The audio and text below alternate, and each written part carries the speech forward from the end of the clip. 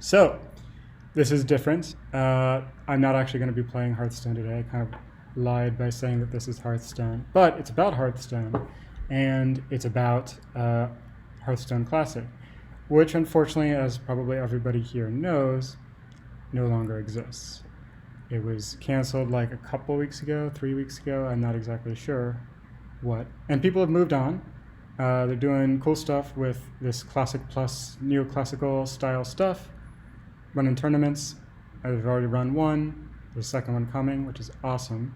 But I was thinking it would be nice to look back and see how the 20 tournaments that were run inside of the Discord community went, and in particular study the classes and decks and just see who performed well in these tournaments. And I think it's just interesting in of itself, but also for those that are continuing in the Classic Plus, it might give some ideas of where to look for deck ideas or how to understand some matchups that sort of already played out in the past, and just adjust them for the changes to cards and new cards and stuff like that.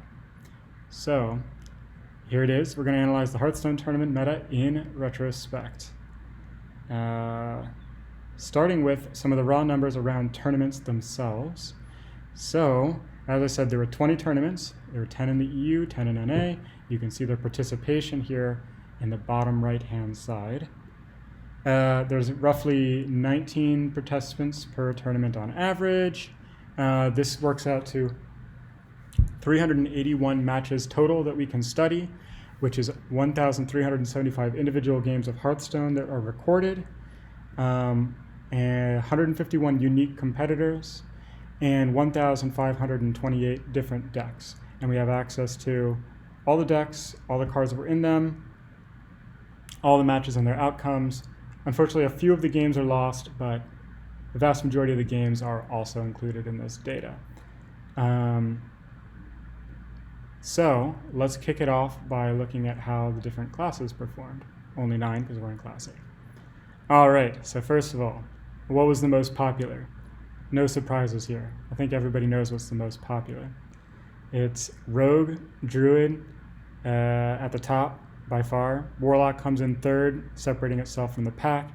Then you got everybody else kind of, and then finally at the bottom is Priest. This is because this is roughly the order of how good these decks are, I think, for people, with maybe the exception of Warlock, where I think people just like to play Handlock.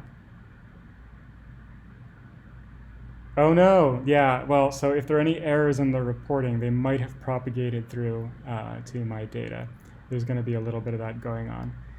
But I think overall, if we're just looking at sort of things averaged across all the games, those little perturbations should not matter very much. So the next thing we can look at is ban rates. And the ban rates pretty much mirror the participation rates. So Rogue and Druid by far at the top of being banned. And people kind of knew that the strategy was you come in knowing that you are typically going to be banning one of those two, and then you try to build your lineup to be able to perform well against the other one. That was like the understood strategy to go in. Sort of interesting that Warlock was not very highly banned, and then lowly Priest was banned only 5% of the time. No fear there. So sorting them by this order, we get actually Hunter ends up being the third most banned, which is sort of interesting in itself. And I think that might be because of how it might counter Rogue, but we can talk about that more later. All right, so here's a question for everybody on stream. What do you think was the highest win rate class amongst these 9? Take a guess. I want to see some guesses in chat.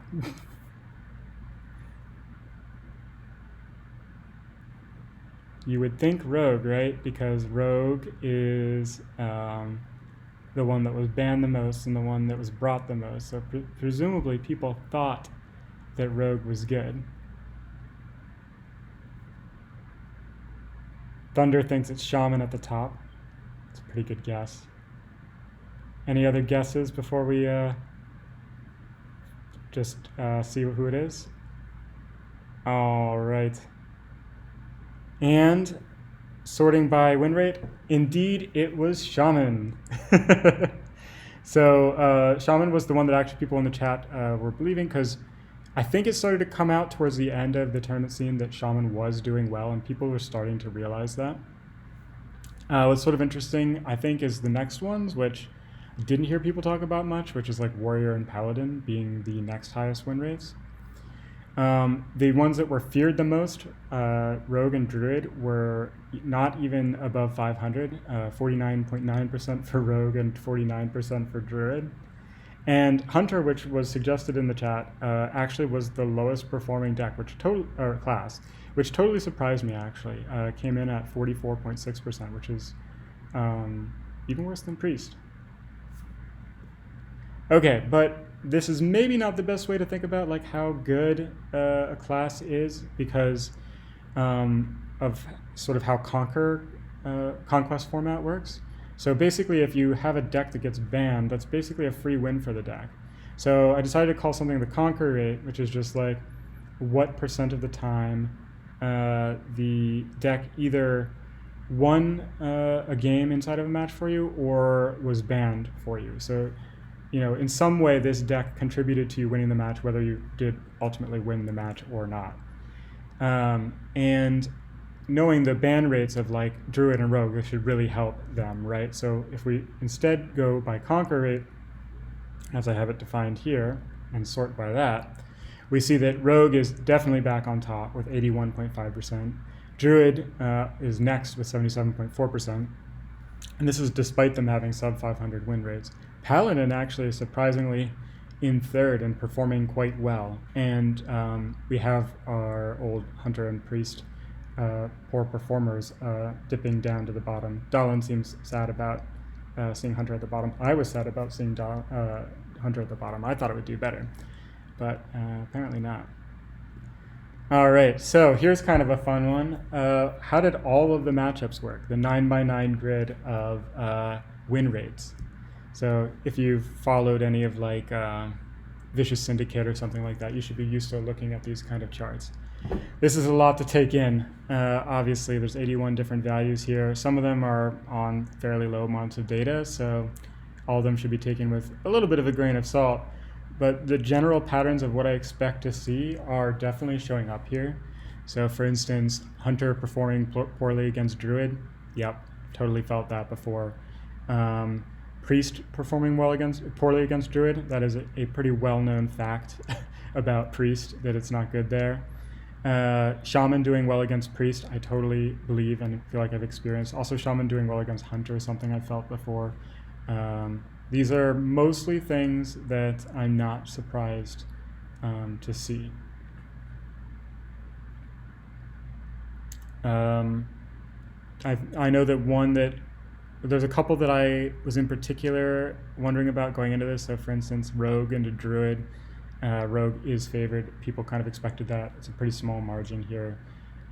Rogue into Warlock is actually doing poorly, and so that one is interesting because you kind of expect that Handlock and Zoo go completely different directions there. So we'll definitely want to try to break this down a little bit further than just comparing class versus class. It's not quite good enough to get a very good picture of how the meta plays out.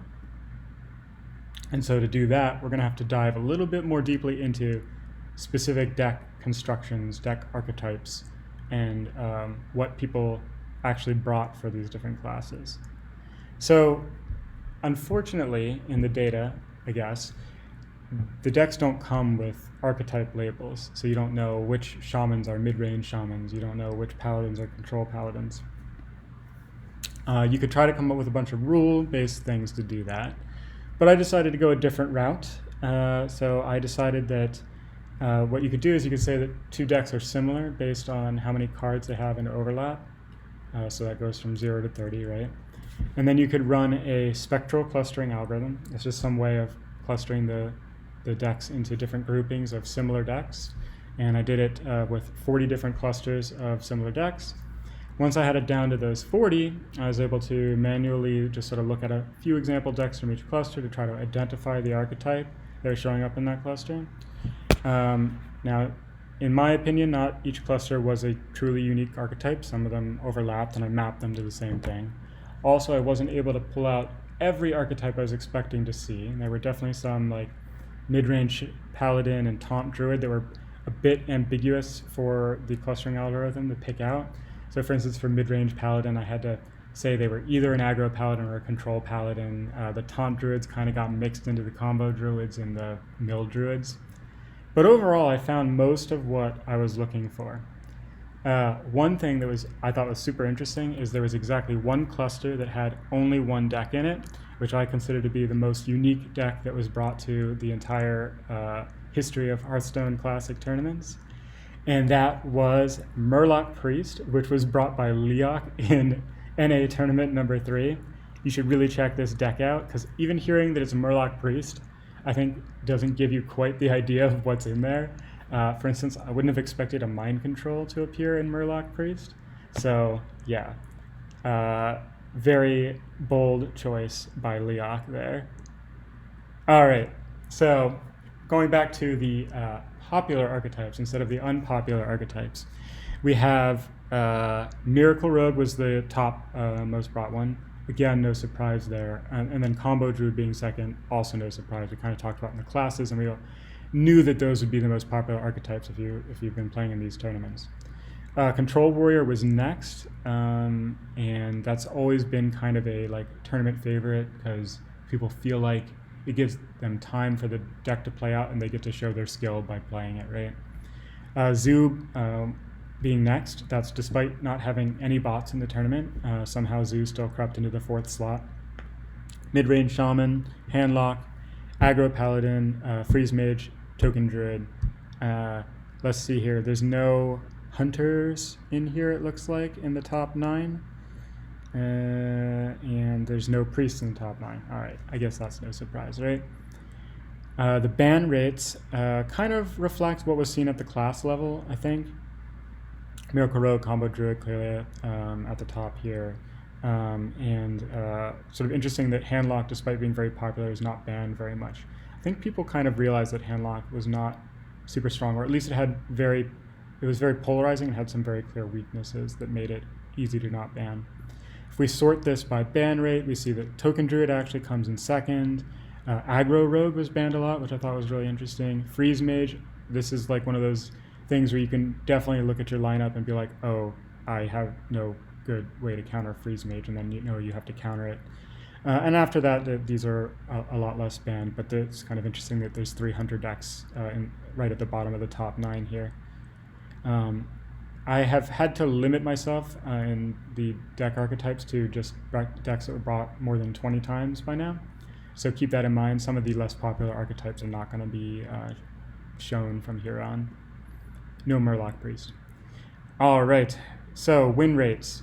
Let me see here. Before we see all of the win rates here, I know I accidentally flashed them briefly. What do we think the highest win rate deck archetype is? I want to see if there are any good guesses here in the chat. There's lots of choices. Obviously, everybody thinks that Miracle Rogue is one of the strongest ones there. Some of these things that were banned highly, you would think, are decks that were scary because they had high win rates.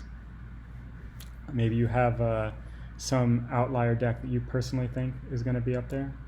Derp thinks Aggro Paladin is going to be one of the ones up there. That's I think that's a pretty good guess. I'm pretty sure that's high up the list, but it's not actually the top one that I had on here.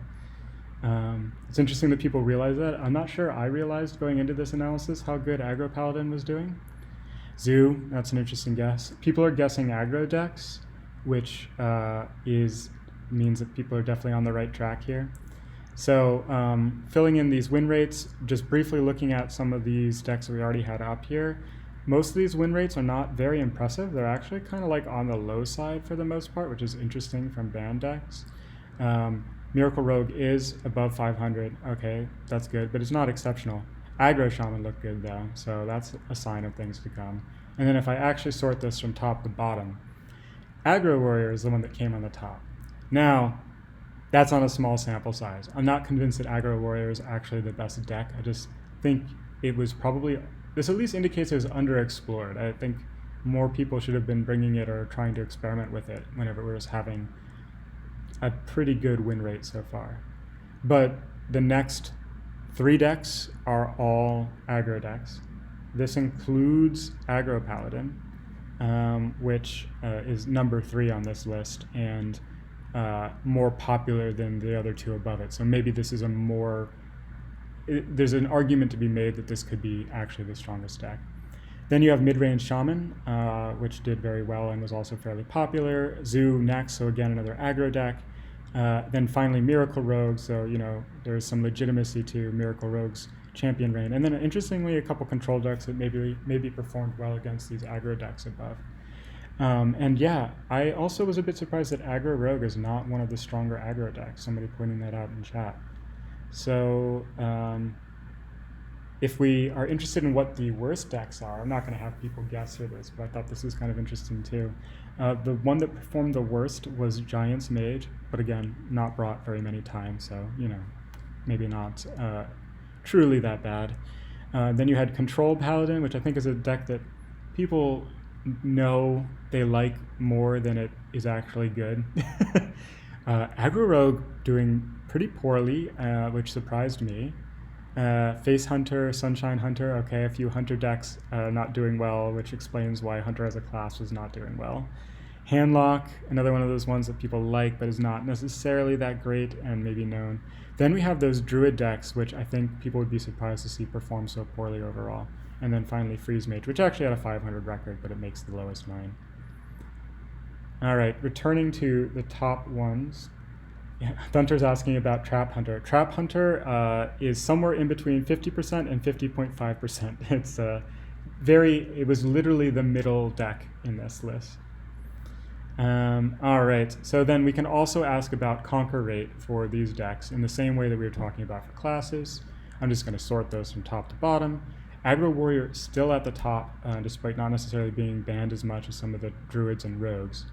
And then Aggro Paladin, which was called out as one of the top decks by chat, is actually in second place by this metric. Miracle Rogue, very strong in this sense. Then, I don't know, a mix of things. Burn Mage, Trap Hunter, Token Druid. Token Druid up here despite having a poor win rate, but just got banned so much that it actually still helped whoever brought it perform well at tournaments, which is kind of funny. And even Aggro Rogue makes it up the list for that reason. All right, cool. So now we know how they did overall, but how did the individual matchups break out? And yeah, we're going to do a nice big grid. So I limited myself a little bit more here, not just decks that are brought at least 20 times, it's now decks that are brought at least 30 times.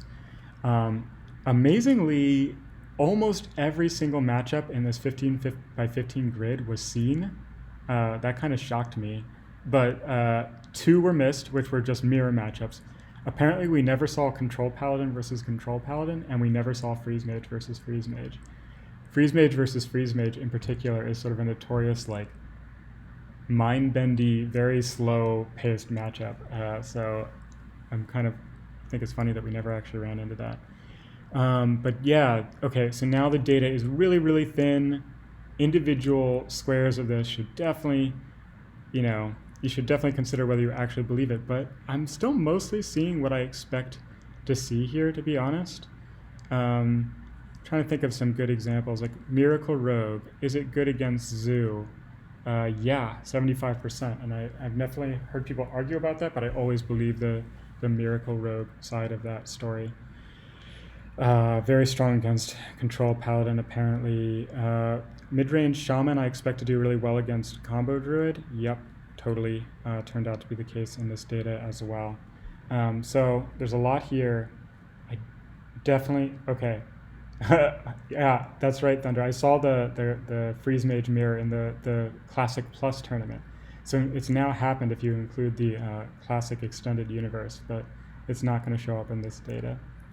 Oh man, and Zoo beating up on mid-range Shaman, I've definitely run into that issue before. And also Zoo beating up on Druids, which is something people talk about a lot, being one of Druid's main weaknesses.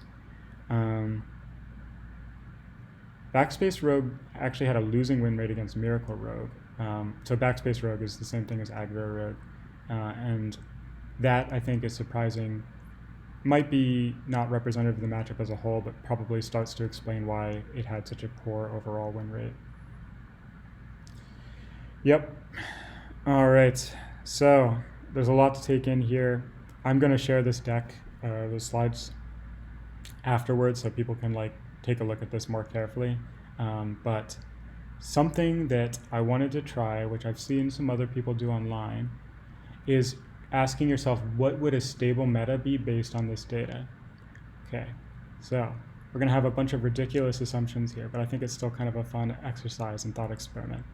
What if the only archetypes that people could play on ladder were the 15 most popular ones that I showed in the previous slide? And what if these archetypes were built similarly to the ones that were in the tournaments, and these tournament archetype win rates actually represented how the ladder matchups would go?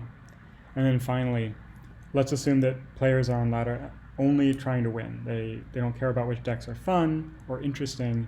They just want to play whatever that gives them the best chance to win. We can try to figure out what the composition of the meta would become under these conditions. So this is computing the meta's Nash equilibrium.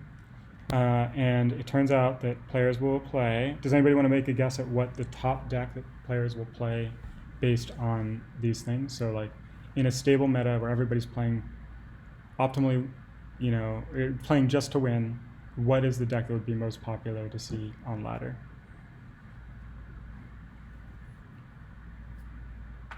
Yeah, I can try to explain what a Nash equilibrium is. So it's basically how the above assumptions play out. It's you basically assume that every player comes in with a strategy where they randomly they choose. They say, I'm going to roll a die, and like with X% chance, I'm going to play this deck, Y% chance, I'm going to play this deck, and whatever. And they try to pick those percentages such that they will optimize their win percentage on ladder. And you keep doing this in iteration, like everybody keeps updating their strategy based on what they see. And at some point, the composition of the decks that appear on ladder should start to converge on an optimal set with a certain distribution over a smaller number of decks. So we have some guesses at the top decks. Miracle Rogue is being guessed multiple times. So is Zoo. So those are some top possible decks. And the people that guessed Miracle Rogue are right. So despite the fact that in this tournament meta, Rogue performed below 500%, Miracle Rogue in particular didn't do great, and it had like a 51-point-something% win rate. But it still turns out to be the strongest deck in a vacuum in some sense. And that really shows that people were targeting Miracle Rogue, and that's the only thing that was really keeping its win rate down. Like they were either banning it whenever they knew they couldn't win against it, or they were bringing decks that specifically countered it. So let's try to look at what the next few decks are that are in the meta. So we have mid-range Shaman, Aggro Paladin, and Control Warrior. So there's that Aggro Paladin that people were saying were strong. And whenever people were guessing that Shaman was strong, I'm pretty sure they meant mid-range Shaman. So that explains those two. And so those are the next most popular decks. Control Warrior is sort of interesting. It was flying under my radar, but it did have a pretty good win rate in the tournament meta. And it lines up well against the Aggro Paladin, at least. And then finally, the fifth deck, and this is the last one, is Trap Hunter, which is pretty much in there because it beats up on the most popular deck, which is Miracle Rogue. And so we get a composition that looks like this in the end. Everybody is playing one of these 5 decks. They're playing them in roughly these percentages. And we can look at the sub-meta of just these 5 decks and how they line up against each other, and it looks like this. So basically you have Miracle Rogue in there because it's just probably the strongest deck. Then you have 3 decks that are losing win rates against Miracle Rogue, but at least keep it close and can win. And then they kind of Rochambeau each other. So Control Warrior beats Aggro Paladin, which beats Midrange Shaman, which beats Control Warrior. But then something has to be in the meta to counterbalance Miracle Rogue winning, and that is Trap Hunter, which has a 75% win rate against Miracle Rogue, while actually still doing well against Control Warrior, but suffering in the other 2 matchups there. And this is presumably, under those pretty questionable assumptions, these would be the 5 decks. But I do think it's a fun thought experiment, and I do think that it has the consequence of meaning that these 5 decks are actually fairly strong in a tournament meta. All right. So that's what I have to say about decks in general. What about individual cards that people brought in these decks? So here's a chart of the most popular cards. I want to hear some guesses at what people think the most brought card is. So when I say the most brought card, I mean across all decks, not broken down by class, just overall. And it counts twice if the card was brought twice in a deck. And I've separated, because of that last part where, you know, non-legendary cards get to count twice as much as legendary cards, I've sort of split out the non-legendary cards and the legendary cards. So let's start with the non-legendary cards. Like, what do you think the top one is? Or, you know, any of the ones that will appear in here, but I want people to make their guess at what the top one is. So we have a guess of Argent Squire. So Argent Squire, I think, is in this list, but it is not the top one. Yep, Thunder nailed it. It's Azure Drake. Azure Drake was number 1. It is actually by a pretty wide margin. It was the only one that was brought over 1,000 times. And it's kind of amazing that in Classic Plus, this card received a buff. I think it got like +1 health. So I'm guessing that unless there was like a lot of other things that were improved or added to the 5 slot, which I don't think there were, Azure Drake is still going to be really strong in Classic Plus. And then let's do the remainder and see if people's guesses appear in there. Argent Squire is number 2, so that was a pretty good guess. Earthen Ring Farseer, Leper Gnome, Harvest Golem, none of these surprised me too much. These are the cards that you definitely get used to seeing. They are useful in a variety of decks. You see Leper Gnomes in pretty much any aggro deck, Argent Squires in pretty much anything that cares about the early game, aggro or not. Harvest Golems are all over the place. Yeah, none of these are very surprising. So let's move on to the legendaries. Does anybody have? Yeah, I also noticed the odds were there, which was interesting. They've always said that in Classic the odd slot was made worse than the even slot, and it was kind of done on purpose, I've heard, to kind of help the game seesaw a bit more. So it was a little bit harder to snowball because you'd have sort of these alternating powerful and unpowerful turns. I thought that was an interesting design concept. But as a result, the cards that sort of accidentally ended up being a little bit powerful, or at least on par with the even cards at their slot, ended up being really popular. Like, you have to run something in the 5 slot with most decks. So Azure Drake's pretty much the best you can do. All right. Yeah, all 5 could be used in mid-range shaman, that's true. Yeah, so legendaries. Any guesses for top legendaries? Derp wonders if Edwin can sneak into this top 5.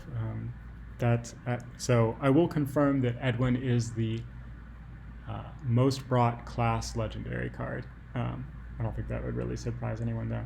And I decided not to do the class ones because, I don't know, like the top class ones are like whatever cards are in Miracle Road, basically, not super interesting. We have Leroy as a guess for a top legendary. That is a good guess, but it turns out it's not the top one.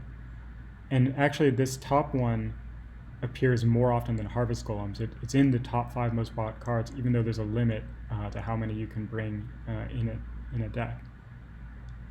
Well, I haven't seen this guess made yet, so yeah, okay, Derp got it. It's Thalnos. Blood Mage Thalnos can go in a lot of different decks. And then let's see some of the other things that people were guessing appear here. So Leroy Jenkins is indeed number 2. And then there's a big drop off down to Ragnaros, Sylvanas, and then ultimately Cairn. So in Classic Plus, Leroy gets nerfed, maybe is mostly gone, in fact. As a result, it's a pretty rough nerf. But Cairn got a buff despite being one of the most popular legendaries, so that's pretty interesting too. I'm guessing he's going to be big in Classic Plus. And yeah, the legendaries are all evens. I think that is they wanted to put power into the legendary cards, and they wanted to put power in the even slot, and so you get even cards there. It's pretty funny how that shakes out though, right?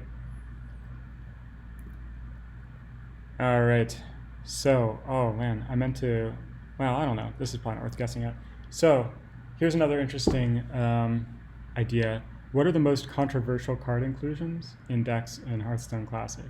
So, all I mean by controversial is which cards were brought closest to the 50% mark in a given archetype. So, for instance, exactly half of Token Druids brought Blood Mage Thalnos, and half didn't. Big Game Hunter and Handlock, Loot Hoarder and Aggro Paladin, like, is it better to get that extra draw, or do you just want to rely on Divine Favor as your draw? Azure Drakes, which we saw are really popular, like, do they belong in control decks? I think there's, in general, a lot of questions around, like, how to build Control Paladin. There's a lot of variety there. And then this is sort of a famous question I feel like I see pop up in the Discord all the time. Should Amani Berserker be in Zoo or not? So we can play a little game here. I don't want to do all of these, but here's a question for the group out there. Do you think Token Druid did better or worse with Blood Mage Thalnos? Pro Blood Mage Thalnos in Token Druid, or anti Blood Mage Thalnos in Token Druid? Anybody have a guess there?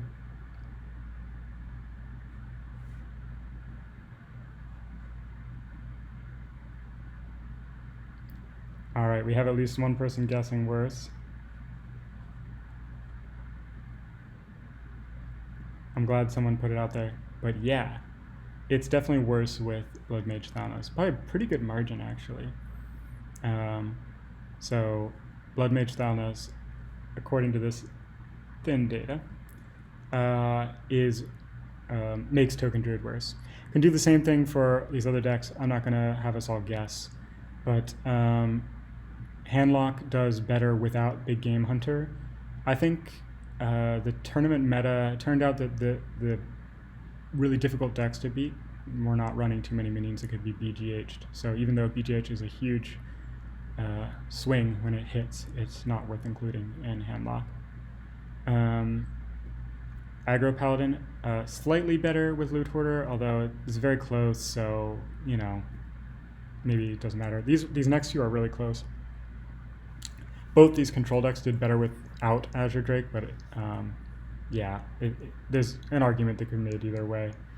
Control Paladin, not a lot of data, but it did turn out that it did better with Sylvanas and with Acolyte of Pain. I think the Acolyte of Pain one in particular is maybe a little surprising for people.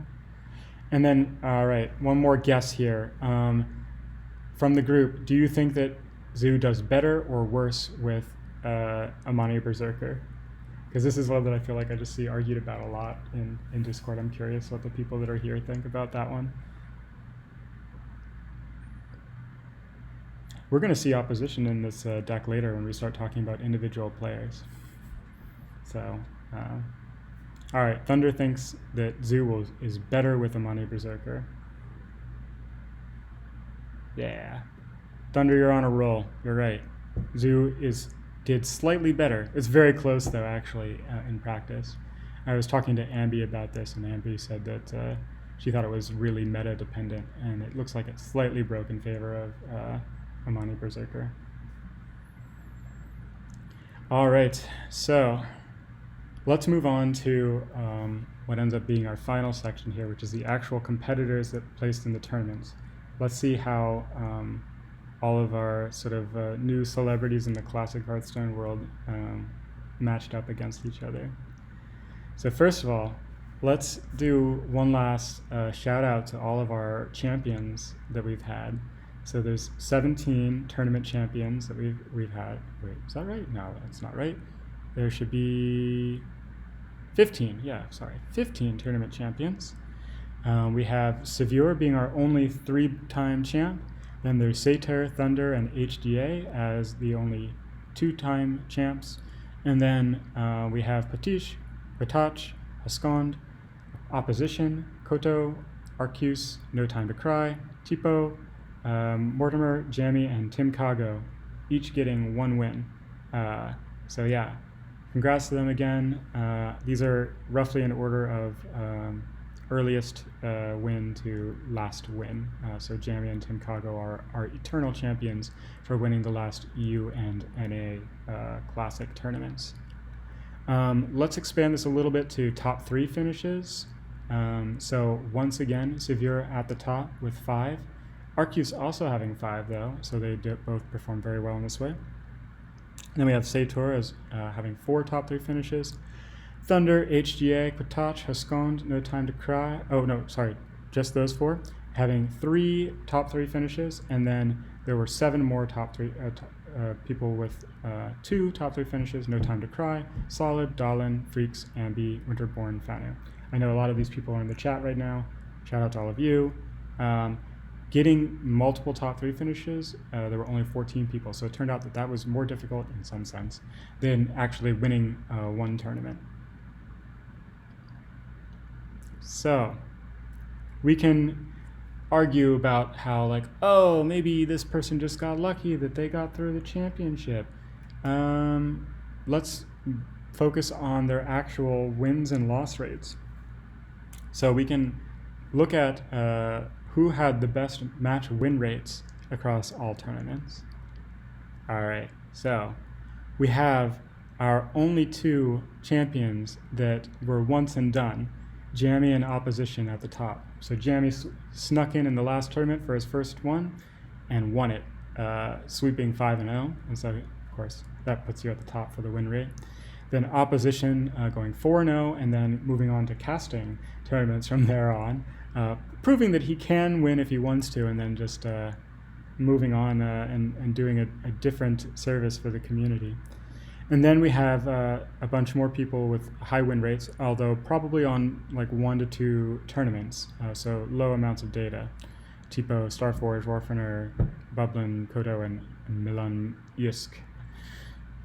All right, so that's not a lot of data to work with at the match level, so let's see if we can make this a little better by looking at the game level and doing individual game win-loss rates. And if we sort by that, we see that Opposition is now at the top, an 80% win rate, going 12-3. So not only did he sweep the matches, but he only dropped 3 games, which is pretty impressive. Jamie doing something similar and only dropping 4 with a 78.9% win rate. And then other people that performed well in the few tournaments that they played. Sivur, our 3-time champ, sneaks in here in the number 6 slot with having a high win rate despite having 106 games that he played and still managing a 65.1% win rate. Pretty impressive. Everybody else here was basically 1 or 2 or maybe 3 in Grande Pausi's case tournaments. Okay, but this still seems like a really small amount of data, especially for the people who didn't come to too many tournaments. And also, this doesn't take into account the strength of schedule. Some people, maybe they just faced mostly weak competition to get all the way to the top. Is there some way that we can try to account for this in rating players? So I have a proposal for how to do this, and I'm sorry if this gets a little off the rails. But what I propose is that you can give each player a rating such that the difference between the two players' ratings tells you something about the probability of one of the players winning. So a way to do this is that you can do a logistic regression on all matches where you hot encode the players as features, and then that player's feature weight ends up being their power rating. And so by having each individual game have this logistic regression trained on individual matches, it will take into account automatically strength of schedule. And then if you L2 regularize it, that also is just a way to account for the fact that players that played more often probably have a better indication of what their true skill level is than someone who just plays in a small number of tournaments. And we can do cross-validation to try to pick the model that best predicts what would be hypothetical future performances. All right, so to work through an example of how this looks, I wondered, what are my chances of beating the 3-time tournament champion Sevilla? So according to this model, my power rating was, a respectable 0.224. And Sevilla's power rating is much higher at 1.01. And so the probability of winning a match ends up being the sigmoid of the difference of our scores, which works out to 31.3% chance of me winning a best of 3 match, or best of 5 match. Conquest style, for whatever that's worth. For what it's worth, a 0 power rating means that you're an average player, positive means that you're better than an average player, and then a negative rating means that you're worse than average player against the tournament field. The tournament field is probably better than your typical players on ladder, and certainly better than the bots that we usually saw on ladder. And so this is the curve where you like check where the difference in scores is, look at the rating, and yeah, that apparently is around 31.3%. All right. So yeah, Derp, if you only lost to tournament champions, presumably that would make your power rating score higher than if you had lost to some randos. So how does this look whenever we add people's power ratings? So we can see the power ratings of the people that just had really high game win rates. It turns out the power ratings are still very strong for opposition Jeremy, who managed to sweep and do it in style, sort of. But once you go down below that, you start to see some power ratings drop. Actually, Grande Passe is pretty close to my power rating, despite being the 4th best game win rate. And then there's some mix in there, and then of course we see Sevior's is fairly strong again. And if I sort by this, we at least start to see some people that showed up to a lot more tournaments, and these end up being the top 8 players based on, if you trust my rating system, this is what they would be. So you have Jamie and opposition still at the top, despite only doing 1 tournament. So like, I still wonder about this model not quite accounting for that enough, but hey, they were very impressive in that 1 tournament. Then you get 3-time tournament champ Sevior, who with that 65% win rate. You got Tipo next, and then Thunder comes up on a lot more data, who's also in chat. Hi, Thunder. You ended up being the 5th highest power rating. And then there's Koto, Starforge, and then Arcuse, who is also a very strong player that I've gone up against again before, and who's played in many tournaments and managed a very impressive 59% win rate in that. And this rounds out the top 8. So, who is the best classic Hearthstone tournament player of all time? Well, you know, according to this model, the one that would be most likely to win is ever so slightly Jammy. Jammy, I am impressed by his 1 performance, but I still think you got to give some credit to actual performance in the tournaments. And if you do that, I think it's pretty clear that you end up with Sevior with that number 3 power rating and also having 3 tournament wins and 2 second places at the top. So, in my opinion, it's Sevior. Technically subjective, but I don't think you're going to be able to make a good case to convince me that it's someone else. All right. So that's everything I had. I'm just curious, is there anybody in chat who has any questions about these things? By the way, I did all this in like a Jupyter notebook. So Python, I was able to download like JSON data files from 18 of the 20 tournaments, all the ones that were on Battlefy. Wait, Battlefy? Yeah, I think so. The 2 first tournaments were on a different system, and I couldn't download the data for that, so I did a bit of manual entry, and that's also where a lot of the lost data comes in. I don't know where Derp is off the top of my head. I could try to find him in my data. Wait. Do I still have that open? Oh shoot, no, I can't do that. I'll have to get back to you on where, if you want to know where your rating was according to my system, you can ask me in the Discord. You can shoot a message right now and I'll get back to it as soon as I can. It could be funny to see that. But you didn't make the top 8, sorry, Derp. Yeah, I am not going to do the full power level list because A, it's like 151 people, so it's kind of ridiculous. And B, it's a little rude to, you know, point out the people at the bottom whenever they probably, you know, just did 1 tournament for fun or something like that. A bit rude.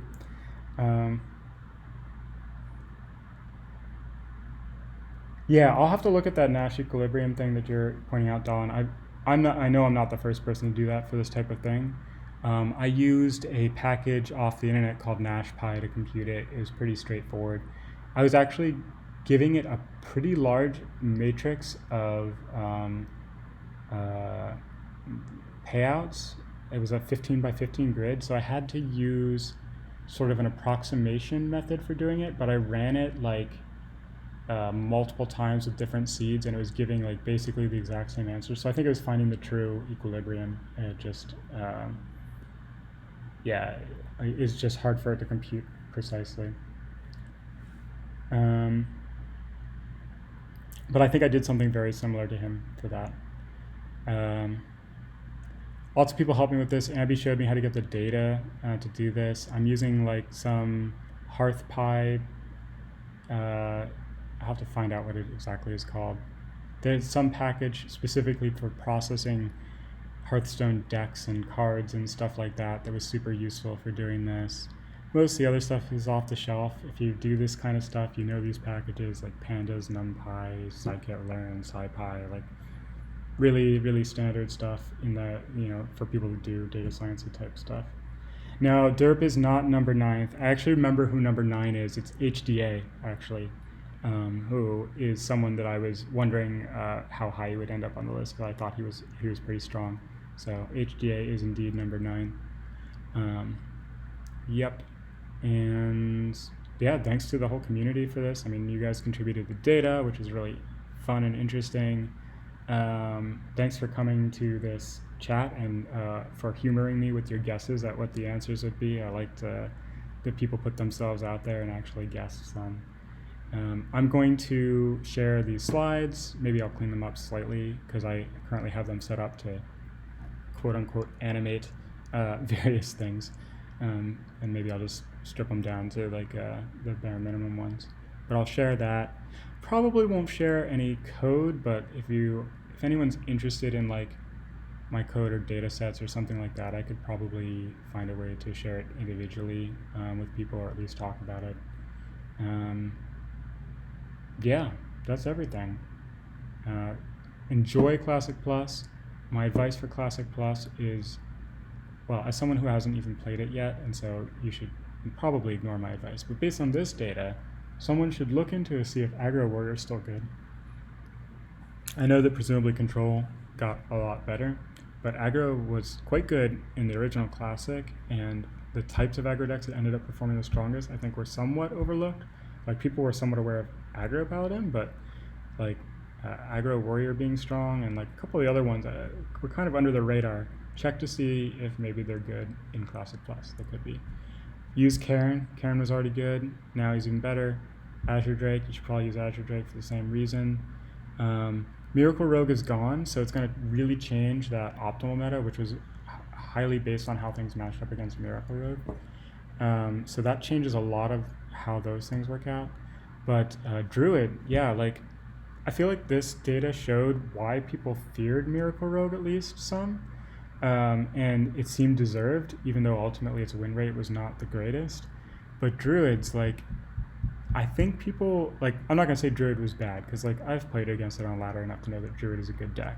But I think people feared it too much. It was banned too much. People were playing around it too much. And I think, in retrospect, they probably shouldn't have done that, which means anything that looks kind of like the combo Druid we saw, but just with combo removed, which I'm fairly certain makes it worse, I don't expect to perform very well in Classic Plus. Druid did get some really interesting changes that maybe mean you can go some other direction and make Druid work. I don't know. So that is an interesting point, Thunder, and maybe that's why.